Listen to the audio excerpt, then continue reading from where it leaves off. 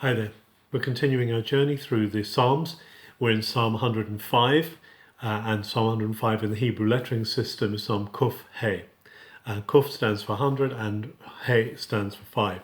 So we're going from verses 16 through to verse 36 in this section.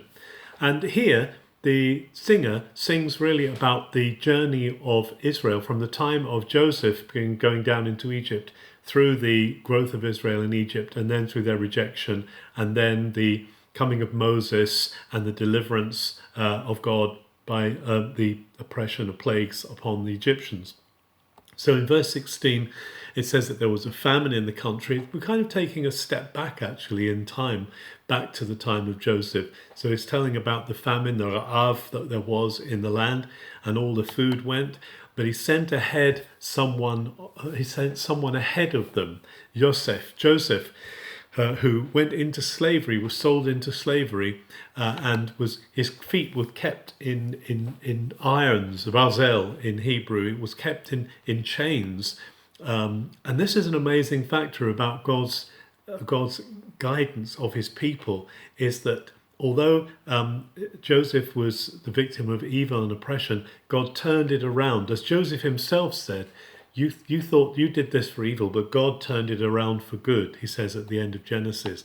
And so there's a reminder of this. And then he becomes the king of Egypt's assistant, and he was made the leader of the government, the ruler of the land. And Jacob Israel then moved with his family to settle in Egypt. He's telling this whole story. The singer is singing about the well-known story of Israel.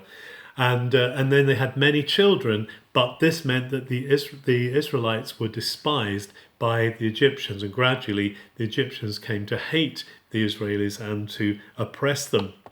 And then in verse 26, and Moses and Aaron, Moshe, Aaron, arrive, and they are the ones whom God had chosen. B'charbo, he chose them. And God did great miracles in Egypt. He did wonderful things.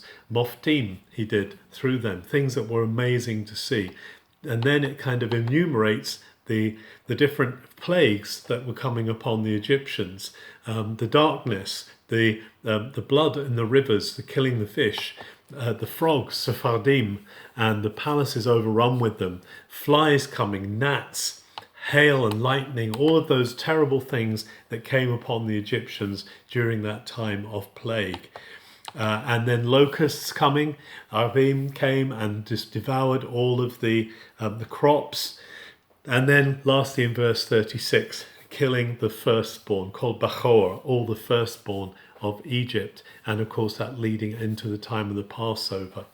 And the reason the singer is singing about all of this is because this is the demonstration of the covenant-keeping God who was planning to rescue his people. Remember that back in the time of Abraham, he said to Abraham, your people will be taken prisoner, they will be taken down into a land and become prisoners, they'll become slaves there for 400 years, but I will deliver them out and bring them back to the land.